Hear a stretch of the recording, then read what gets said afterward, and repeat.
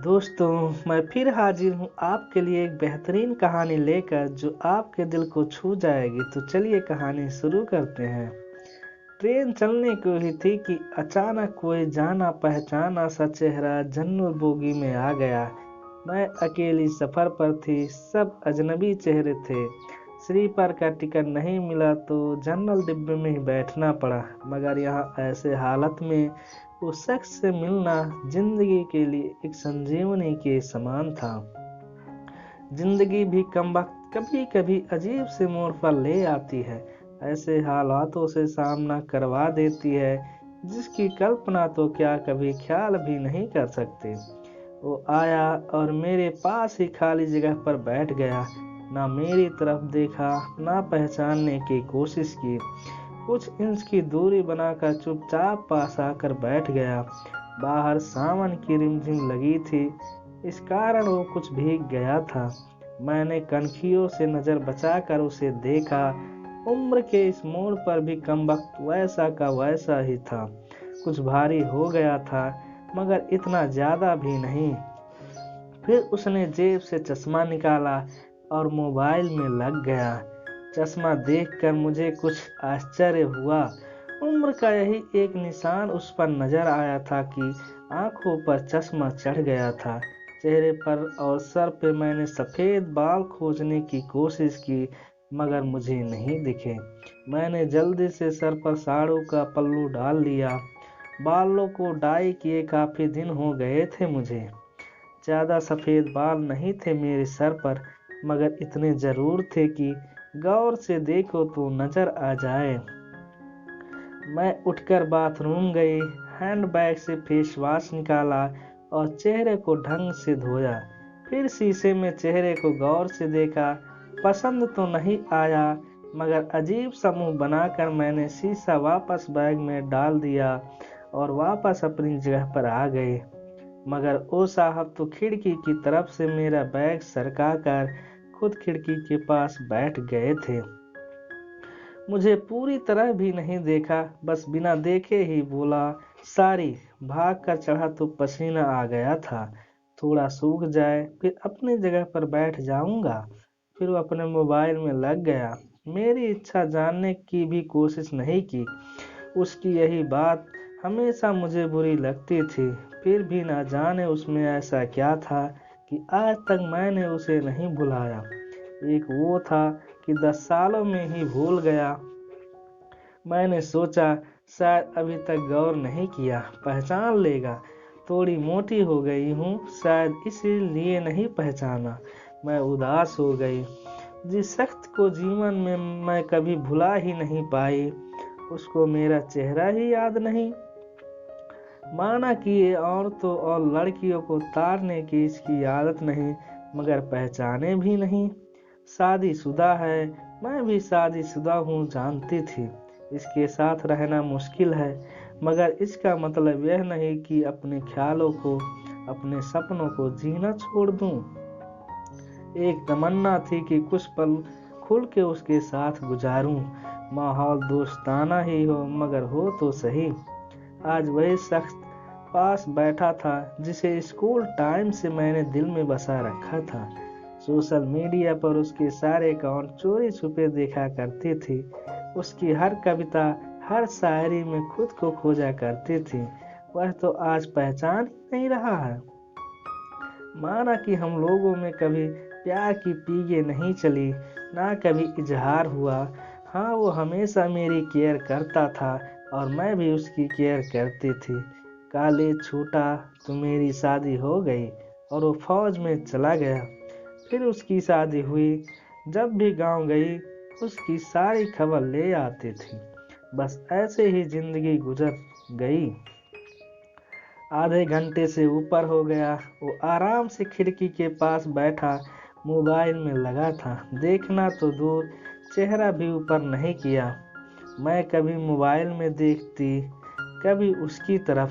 Social media पर उसके account खोल कर देखे, तस्वीरें मिलाई। वही था, पक्का वही, कोई शक नहीं था। वैसे भी हम महिलाएं पहचानने में कभी भी धोखा नहीं खा सकती। 20 साल बाद भी सिर्फ आंखों से पहचान ले। फिर और कुछ वक्त गुजरा, माहौल वैसा का वैसा था, मैं बस पहलू बदलती रही। फिर अचानक टीटी आ गया, सबसे टिकट पूछ रहा था। मैंने अपना टिकट दिखा दिया, उससे पूछा तो उसने कहा नहीं है। टीटी बोला फाइन लगेगा, वह बोला लगा दो। टीटी कहाँ का टिकट बनाऊं? उसने जल्दी से जवाब नहीं दिया, मेरी तरफ देखने लगा। मैं कुछ समझी नहीं।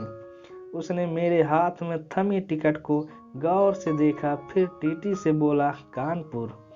टीटी ने कानपुर टिकट बना कर दी और पैसे लेकर चला गया। वह फिर से मोबाइल में तल्लीन हो गया। आखिर मुझसे रहा नहीं गया, मैंने पूछ ही लिया कानपुर में कहाँ रहते हो? वो मोबाइल में नजरें गड़ाए हुए ही बोला कहीं नहीं। वह चुप हो गया तो मैं फिर बोली किसी काम से जा रहे हो? वह बोला हाँ।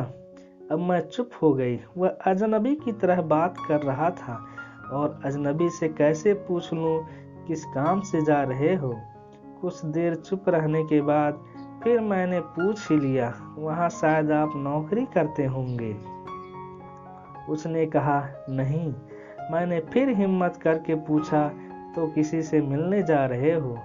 वही संक्षिप्त सा उत्तर दिया नहीं। आखिरी जवाब सुनकर मेरी हिम्मत नहीं हुई कि और भी कुछ पूछूं। अजीब आदमी था, बिना काम का सफर कर रहा था। मैं मुंह फेर कर अपने मोबाइल में लग गई। कुछ देर बाद खुद ही बोला ये भी पूछ लो क्यों जा रहा हूँ कानपुर? मेरे मुंह से जल्दी में निकला बताओ क्यों जा रहे हो? फिर अपने ही उतावलेपन पर मुझे शर्म सी आ गई। उसने थोड़ा सा मुस्कुराते हुए कहा एक पुरानी दोस्त मिल गई जो आज अकेले सफर पर जा रही थी। फौजी आदमी हूँ, सुरक्षा करना मेरा कर्तव्य है। अकेले कैसे जाने देता, इसलिए उसे कानपुर तक छोड़ने जा रहा हूँ। इतना सुनकर मेरा दिल जोर से धड़का। नॉर्मल नहीं रह सकी मैं, मगर मन के भाव को दबाने का असफल प्रयत्न करते हुए मैंने हिम्मत करके पूछा कहाँ है वो दोस्त? कमबख्त फिर मुस्कुराता हुआ बोला यही मेरे पास बैठी है ना। इतना सुनकर मेरे सब कुछ समझ में आ गया कि क्यों उसने टिकट नहीं लिया, क्योंकि उसे तो पता ही नहीं था मैं कहाँ जा रहा था। जानकर इतनी खुशी मिली कि आंखों में आंसू आ गए। दिल के भीतर एक गोला सा बना और फट गया। परिणाम में तो आंखें भीगनी ही थी। बोला रो क्यों रही हो? मैं भी इतना ही कह पाई तुम मर्द हो, नहीं समझ सकते। वह बोला क्योंकि थोड़ा बहुत लिख लेता हूँ, इसलिए कवि और लेखक भी हूँ, सब समझ सकता हूँ। मैंने खुद को संभालते हुए कहा शुक्रिया मुझे पहचानने के लिए और मेरे लिए इतना टाइम निकालने के लिए। वह बोला प्लेटफार्म पर अकेली घूम रही थी, कोई साथ नहीं दिखा तो आना पड़ा। कल ही रक्षाबंधन था, इसलिए बहुत भीड़ है, तुमको यूं अकेले सफर नहीं करना चाहिए। क्या करती, उनको छुट्टी नहीं मिल रही थी और भाई यहाँ दिल्ली में आकर बस गए। राखी बांधने तो आना ही था, मैंने मजबूरी बताई। तो ये भी फिक्र नहीं कि बहन इतना लंबा सफर अकेली कैसे करेगी। भाई शादी के बाद भाई रहे ही नहीं, भाभीयों के हो गए, मम्मी पापा रहे नहीं, कहकर मैं उदास हो गई। वह फिर बोला पति को तो समझना चाहिए, उनकी बहुत बिजी लाइफ है, मैं ज़्यादा डिस्टर्ब नहीं करती और आजकल इतना खतरा नहीं रहा, कर लेती हूँ मैं अकेली सफ़र। तुम अपनी सुनाओ कैसे हो? अच्छा हूँ, कट रही है जिंदगी। मेरी याद आती थी क्या? मैंने हिम्मत करके पूछा। वो चुप हो गया, कुछ नहीं बोला। तो मैं फिर बोली सारी यूं ही पूछ लिया, अब तो परिपक्व हो गए हैं, कर सकते हैं ऐसी बात। उसने शर्ट की बाजू की बटन खोलकर हाथ में पहना हुआ तांबे का कड़ा दिखाया जो मैंने ही फ्रेंडशिप डे पे उसे दिया था। बोला याद तो नहीं आती पर कमबख्त ये तेरी याद दिला देता था। कड़ा देखकर दिल को बहुत सुकून मिला।